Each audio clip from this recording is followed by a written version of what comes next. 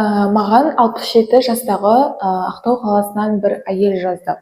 Ол мына кісі мынандай сұрақпен келді. Дана дәрігер, мен 3 жылдан бері таңға дейін ұйықтай алмаймын. Ұйқы дәрісін ішемін, дәрі бітсе, тіпті ұйықтай алмай қаламын дейді. Баламды оятқым келмейді, жөнді жосықсыз дейді, жалғыз өстіп жатамын дейді деп жазған болатын. Мен бұл хатты оқыған кезде жүрегім ауырып кетті, өйткені бұл тек сол бір әйелдің мәселесі емес. Бүгінгі кезде Қазақстанда 60 жастан асқан жоғары адамдардың 45%-ында осы ұйқы мәселесімен зардап шегеді. Тіпті өзімнің мамам да сондай кедергіге, мәселеге тап болып отыр. Бірақ олардың бізде көбі шыдап жүреді, жасым үлкейді ғой дейді, солай болады деп ойлайды. Бірақ бұл жерде айта кетейін, олай болмайды. Бүгін мен сіздерге дәрігер ретінде айтсам, ұйқысыздық бұл жасқа байланысты норма емес. Бұл біздің сіздің денеңіздің шешімін күтіп жатқан мәселесі болып табылады. Бүгін мен сізге жалпы ұйқысыздықтың нақты себептерін, дәрілік және дәрісіз емдеудің толық жолдарын осы видеомда айтып беремін. Соңына дейін тыңдаңыздар, керек жерін түртіп жазып алып отырыңыздар. Сәлеметсіздер ме, Дана мен денсаулыққа көрермендері каналының, көрермендері. Мен Суханберлиева Дана Асқарқызы, жалпы тәжірибелік дәрігермін. Бүгінгі видео ерекше болады. Неге десеңіз, өйткені мен сізге тек шөп ішіңіз деп айтпаймын. Дәрігер ретінде сізге толық медициналық картина аламын, картинаны беремін. Не үшін 60 жастан кейін ұйқы өзгереді, қандай дәрілер бар, олардың жалпы қаупі қандай, және дәрісіз бұл проблеманы қалай шешуге болады деген сияқты сұрақтардың жауабына толық тоқталып айтатын боламын. Енді бүгінгі видеода не айтатын боламыз? Бүгінгі видеода біз ұйқы тесті, яғни өзіңізді тексеріп көресіз бал бойынша, және ұйқыға қатысты мифтарды, яғни жалған ақпараттарды және шындық туралы айтамыз. 5 қате пікірді жоямыз, және дәрісіз 7 жолды айтамыз, және ғылыми негізделген. Содан кейін дәрілік емдерге тоқталамыз, мелатониннен бастап рецептілі дәрілерге дейін айтатын боламыз. Және соңынан мен хаттамаға сәйкес дәрігердің нұсқаулықтарын толық сіздерге түсіндіріп беретін боламын, науқас есебінде, науқасқа түсінікті тілде. Енді видеоны соңына дейін қараңыз. Соңғы 3 минутта сізге өте маңызды нұсқаулар беремін. Бір тест жасап көрейік. Қолыңызға қалам алыңыз, немесе есте сақтаңыз. Мен 8 сұрақ қоямын. Дегені бар болса, бір ұпай қосып отырасыз. Бірінші сұрақ. Ұйықтауға 30 минуттан артық уақыт кетеді ме? Екінші сұрағым. Түнде 2-3 рет немесе одан жиі оянасыз ба? Болса, жоқ болса, жоқ деп жазасыз. Таңертең 4-5-те ояна саласыз ба? Әлде таңертең 4-5-те өзіңіз ояна саласыз ба? Ұйықтай алмайсыз ба? Бұл үшінші сұрағым. Төртінші сұрақ. Таңертең тұрғанда шаршаған, ауыр сезімде боласыз ба? Бесіншісі. Күндіз ұйқы басады ма? Демалғыңыз келе ме? Алтыншы сұрағым, ұйықтар алдында мазасызданасыз ба? Ұйықтамасам не болар деген секілді сұрақтар мазалай ма? Жетіншісі, ұйқының нашарлығынан ашулы, шыдамсыз немесе мұңайып кетесіз бе? Сегізінші сұрақ, осы мәселе 1 айдан артық созылып жатыр ма? Енді ұпайларды санайық. 0 мен 2 ұпайдың арасы. Ұйқыңыз салыстырмалы түрде жақсы, профилактикалық кеңестер сізге пайдалы болады. Егер 3-5 ұпайдан болса, аралықта болса, орташа деңгейдегі ұйқының бұзылысы болып тұр. Бүгінгі дәрісіз жолдарды міндетті түрде қолданатын болыңыз. Және егер 6-8 ұпай болатын болса, созылмалы сізде ұйқысыздық бар, инсомния деп аталады. Бұл сізге толық ем протоколы керек. Видеоның соңына дейін қараңыз және маған жазыңыз. Есіңізде сақтаңыз, ұпайыңызды соңында айтамын, неге керек екенін. Ендеше ең маңызды сұрақ, неге 60 жастан кейін адамда ұйқы бұзылады? Дәрігер ретінде айтамын, бұл табиғи процесс, бірақ норма емес. Фарқын түсіну маңызды болып табылады. Оның себептері өте көп. Бірінші себеп мелатонин азаяды. Яғни мелатонин бізде бұл ұйқы гормоны, ол бізде мидың эпифиз безінде өндіріледі.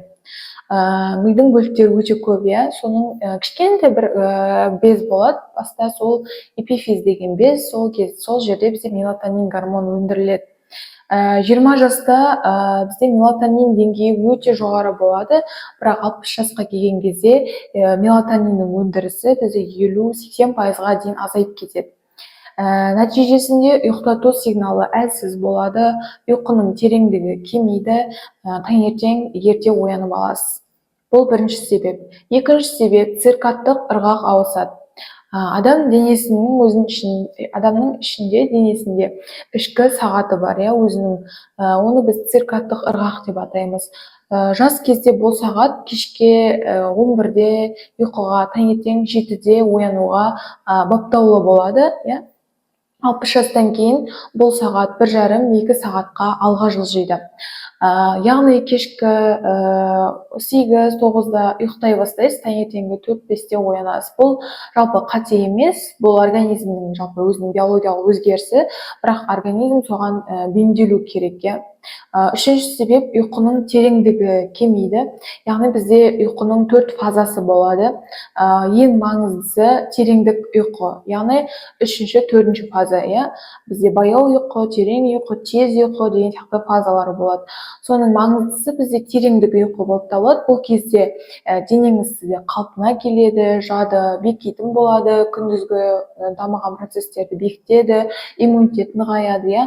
60 жастан кейін бізде тереңдік ұйқы 15-20%-ға дейін кемитін болады. Яғни сіз ұйықтайсыз, бірақ демалмайсыз. Осыдан сізде таңертеңгі шаршаулық дамиды.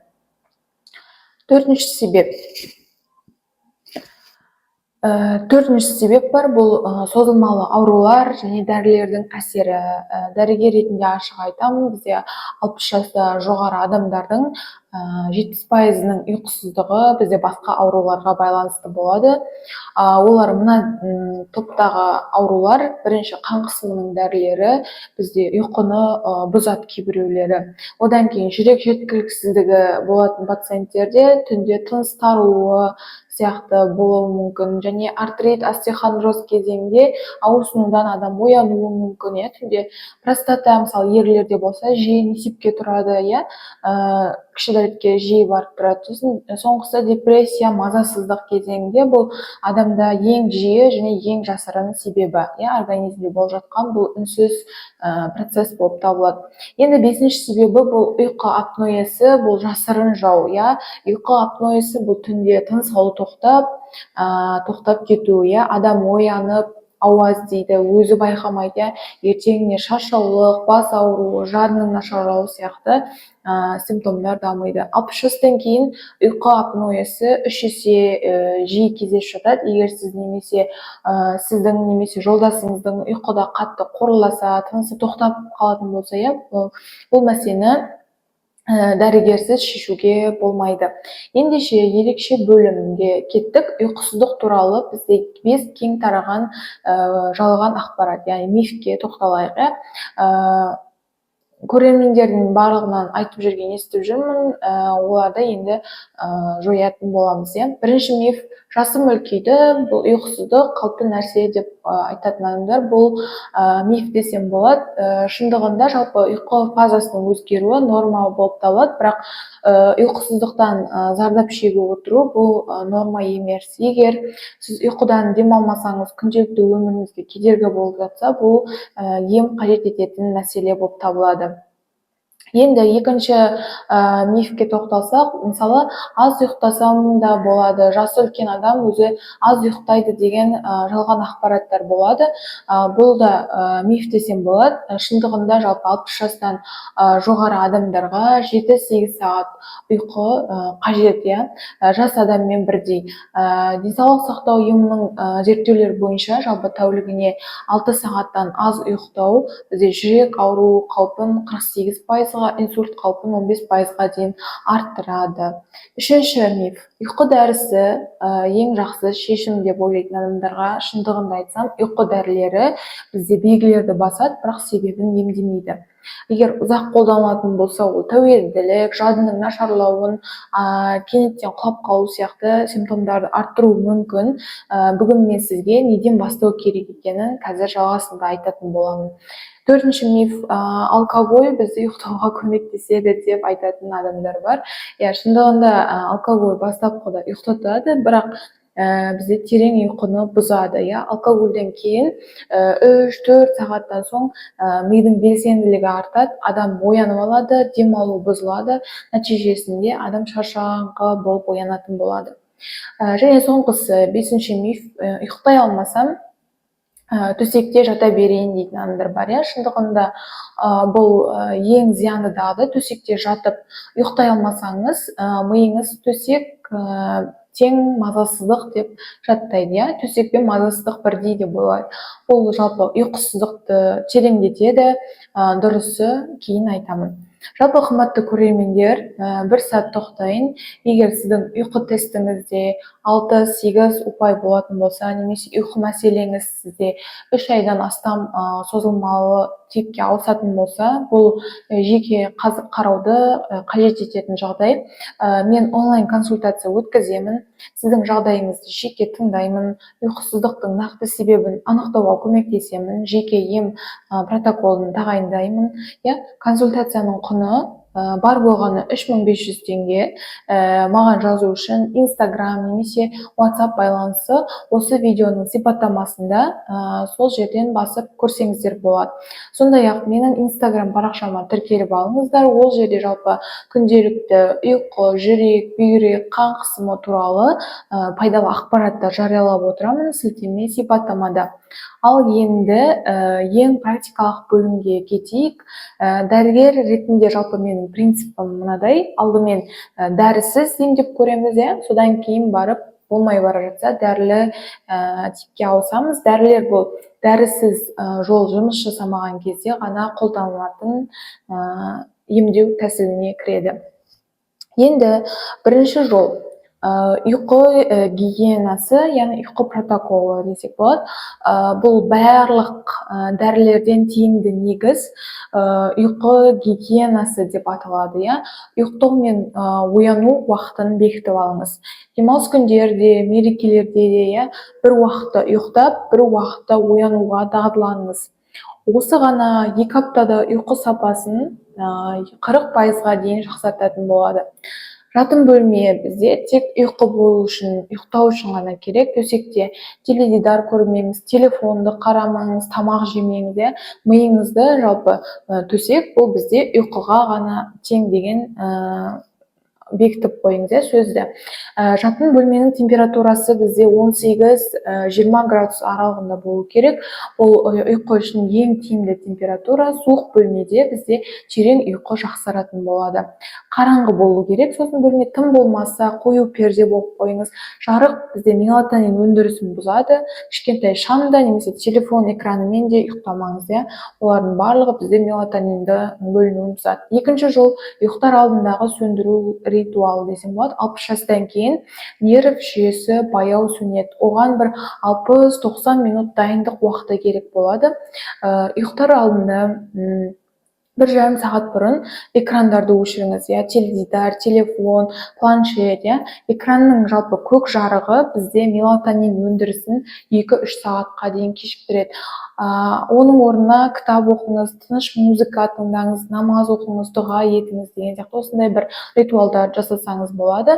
Жылы душ қабылдасаңыз да болады. Ұйықтар алдында бұл душ қабылдасаңыз болады. Ұйықтар алдында дене қызуы бізде суынған кезде ұйқышылдық туады. Болмаса ромашка немесе бауыз шайы бар. Яғни 1 кесе жылы бұл шайды ішсеңіз болады. Бұл жалпы бізде организмдегі нерв жүйесін тыныштандыратын болады. Енді үшінші жол, күндізгі жарық, биологиялық сағатыңызды бағдарлаңыз. Таңертеңгі жарық циркадтық ырғақтың ең маңызды батареясы. Ояну сайын 15-20 минут далаға немесе терезе жанына барыңыз, жарықта отырыңыз. Бұлыңғыр күніде болса да бара беріңіз. Таңертеңгі жарық бізде мелатонин өндірісін дұрыс уақытқа баптайды. Сол кезде барып сіз кешке дұрыс ұйықтайтын боласыз. Төртінші жол физикалық белсенділік, бірақ бізде дұрыс уақытта болу керек болды. Яғни зерттеулер бойынша аптасына 3-4 рет 30-40 минут серуен жасайтын 60 жастан жоғары адамдарда ұйқы сапасы 35%-ға дейін жақсарған, иә. Бірақ маңызды ескерту, ұйықтар алдында 3 сағаттан кем қалғанда қарқынды жаттығу жасамаңыз. Бұл нерв жүйесін қоздырып, ұйқыны кешіктіреді. Кешке тек жайлы, жаяу серуен болса жетеді. Ондай қатты бір активный белсенді кардио тренировкалар, басқа да жаттығулар жасап, өзіңіздің ұйқыңызды бұзып алмаңыз. 5-ші жол кешкі тамақ пен сусындарды реттеу. Ұйықтар алдында 3 сағат алдын ауыр тамақ жемеңіз. Дене қорыту жұмысымен айналысатын болса, асқазан ұйқыға кетпейтін болады. Кофе мен қара шай кешкі 2, яғни түстен кейін 2-ден кейін ішпеңіз барынша, немесе 3-ке дейін барынша ішіп үлгеріңіз. Кофеин денеде бізде 6-8 сағатқа дейін жұмыс жасайтын болады. Сосын сұйықтық, ұйықтар алдында 1-2 сағат бұрын азайту керек, яғни су десем болады. Түнде көп туалетке, яғни кіші дәретке бару ұйқыны бұзатын ең жиі себептердің бірі. Онымен қоса үлкен жастағы адамдар көп түнде туалетке көп шығады. 6-шы жол бар, 4-7-8 тыныс алу техникасы бар. Бұл ақш-тың әйгілі ұйқы маманы доктор Уейл ұсынған дәрісіз тәсіл. Клиникалық зерттеулерде ұйықтауды 30-40%-ға дейін жылдамдататыны дәлелденген. Оны қалай жасаймыз? Бірінші аузыңыздан ауаны толық шығарыңыз, деп, сосын мұрнынан 4 секунд ауа жұтыңыз. Деп, іштей 4 секунд санайсыз 4-ке дейін, сосын 7 секунд сол демалған демді ұстап тұрасыз. 3-ші, 4-ші аузыңыздан 8 секундқа дейін баяу шығарыңыз. Ұзақ уақыт жай ауаны шығару керек. Осыны біз 4 рет қайталау керек. Нерв жүйесі осы кезде тыныштанады, жүрек соғысы баяулайды, адамның ұйқысы келе бастайды осы кезеңде. 7-ші жол бар, когнитивті мінез-құлықтық терапия элементтері. Бұл созылмалы ұйқысыздықтың ең тиімді дәрісіз емі деп дүниежүзілік зерттеулерде дәлелденген. Негізгі принцип бізде мазасыздықты тоқтату. Егер ұйықтай алмасаңыз, бірінші төсекте 20 минуттан артық жатпаңыз. Одан кейін тұрыңыз, тыныш бөлмеге барыңыз, жарықты жақпаңыз, тыныш отырыңыз, оқыңыз, бір кітаптар оқысаңыз болады. Сосын ұйқышылдық туған кезде барып, қайтадан оралыңыз. Бұл миыңызды қайта баптайды, төсекті бізде мазасыздықпен емес, ұйқымен байланыстыратын болады. Ендеше дәрілік ем бөліміне келдік. Мен сізге медикаментозды ем туралы дәрігер ретінде ашық айтамын. Маңызды ескерту, кез келген дәрі дәрігердің кеңесінсіз ішілмейді. Бүгін мен жалпы ақпарат беремін. Ем тағайындау тек дәрігердің міндеті. Бірінші топ мелатонин препарат биологиялық ырғақты қалпына келтіреді. Оны біз қалай ішеміз? Жалпы ұйқы алдында 30-60 минут бұрын қабылдаймыз. Дозасы 0,5-3 миллиграммға тең. Артық доза бізде пайда бермейді. Зерттеулер бойынша аз доза тиімдірек болып табылады. Ішу курсы 2 аптадан 4 аптаға дейін. Одан кейін дәрігермен ақылдассаңыз болады. Бұл препарат бізде тәуелділік туғызады ма деп сұрасаңыз, жоқ деп айтар едім, өйткені мелатонин бұл гормон, дәрі емес, тәуелділік туғызбайды. Дәріханада мелатонин, мелаксен, циркадин деген препараттар болуы мүмкін. Нұсқаулықты оқып қабылдасаңыз болады. Бірақ дәрігердің айтуымен ғана болсын. Екінші топ магний препараттары. 60 жастан кейін магний жетіспеушілігі өте жиі болады. Магний нерв жүйесін тыныштандырады, бұлшықет тартылуын азайтады, тереңдік ұйқыны жақсартады. Қолдануы магний глицинат немесе магний цитрат формасын таңдасаңыз болады. Бұл ең жақсы 300-400 миллиграмм ұйықтар алдында қабылдасаңыз болады. Курс 1-2 айға дейін ішуге болады. Тәжірибемде магний препараттарын қабылдаған науқастарымда ұйқы сапасы 2-3 апта ішінде айтарлықтай жақсарған, үзбей ішудің арқасында. 3-ші топ өсімдік негізіндегі препараттар. Дәріханада сатылатын рецепт алуға болады. Valeriana біздің нерв жүйесін тыныштандырады, ұйықтауды жеңілдетеді. 2-4 апта жүйелі ішкенде нәтиже береді. Екінші препарат персен, новопосит. Бұл валериана бар құрамында, плюс мелисса, плюс тәтті жоңышқа қоспасы болады. Жеңіл мазасыздық пен ұйқысыздыққа тиімді. Үшінші препарат ромашка экстракты, капсула немесе шай түрінде жүреді. Бұның құрамындағы апигенин деген зат нерв жүйесін тыныштандырады. Енді төртінші топ бұлар рецептірлі ұйқы дәрілері. Бұл топқа мен ерекше тоқталамын, себебі адамдар оларды жиі кейде дәрігерсіз ішіп жатады. Ол топтағы препараттар бензодиазепиндер, яғни феназепам, диазепам және Z препараттар, золпидем, запикон, бұлар бізде тез ұйықтатады, бірақ та өте көп, яғни жат пен зейінді нашарлатады, құлау және сынық қаупі артады. 60 жастан кейін бұл өте қауіпті, және оны ішіп бітірсеңіз, ұйқысыздық сізде қайтадан оралады, күшейіп кетеді. Дәрігер ретінде айтсам, бұл дәрілерді өз бетіңізше ішпеңіз, тек дәрігер тағайындауымен ғана, қысқа курспен ғана ішеді. Ендеше бүгінгі нәтиже, дәрігер ретінде сізге нақты протокол беремін. Тест нәтижесі бойынша егер 0 мен 2 ұпайдың арасы болса, бұл профилактика протоколы. Бірінші ұйқы гигиенасын сақтаңыз, түсіндірген. Таңертеңгі 15 минуттық жарық техникасын қолданыңыз. Үшінші кофені 3-ге дейін, сағат 2-ге дейін ішпеңіз. Ішіп алып, содан кейін ішпеңіз. 3 пен 5 ұпай арасы болса, дәрісіз ем протоколы, яғни 7 жолдың барлығын 4 апта бойы жүйелі түрде қолданыңыз. Сосын магний глицинат кешке қолдансаңыз болады, 300 миллиграммдықтан, және 2 апта нәтиже жоқ болса, маған жазыңыз. Егер 6-8 ұпай болса, толық ем протоколы керек бұл науқастарға. Дәрісіз жолдар міндетті негіз, мелатонин плюс магний препаратын қолданып, дәрігермен ақылдасып қолданған дұрыс. Созылмалы ұйқысыздық болатын болса, ұйқы маманына немесе маған жолықсаңыз болады. Және де ұйқы апноэсын жоққа шығарыңыз, яғни полисомнографияны тексеруі деп аталады бұны, соны тексеріп көрсеңіз болады. Маңызды, қашан дәрігерге дереу барамыз, ұйқыда тыныс тоқтайтын болса, 3 айдан артық ештеңе көмектеспесе, ұйқысыздыққа қоса депрессия, үрей, жылау белгілері болса, дәрілерден тәуелділік пайда болған болса, міндетті түрде дереу дәрігерге көрініңіз. Есіңізде ма, видео басында сізде Ақтаудан жазған сол 67 жастағы науқасты айтқаным, мен оған жауап жаздым. Біз онлайн консультация өткіздік. Ол науқаста жалпы 3 апта ішінде ұйқысы қалпына келді. Дәрілер қажет болған жоқ. Бұл бір адамның оқиғасы, бірақ мен білем, бүгін осы видеоны қарап отырған мыңдаған адамда сол сезім бар. Шыдай бер деп өзіне айтады. Бұған айтатыным, шыдамаңыз, денсаулық шыдауды қажет етпейді, ол емді қажет етеді. Бүгін біз ұйқы тестін өттік, ұйқының неге бұзылатынын білдік, 5 мифті жойдық, 7 дәрісіз жолда алдық. Дәрілік ем туралы дәрігердің шын пікірін естідік, және соңғысы нақты протокол алдық. Жеке сұрақтарыңыз болса, немесе тест бойынша 6-8 ұпай жинасаңыз, маған онлайн консультацияға жазылыңыз. Консультация құнын айтып кеттім, байланыс сипаттамада.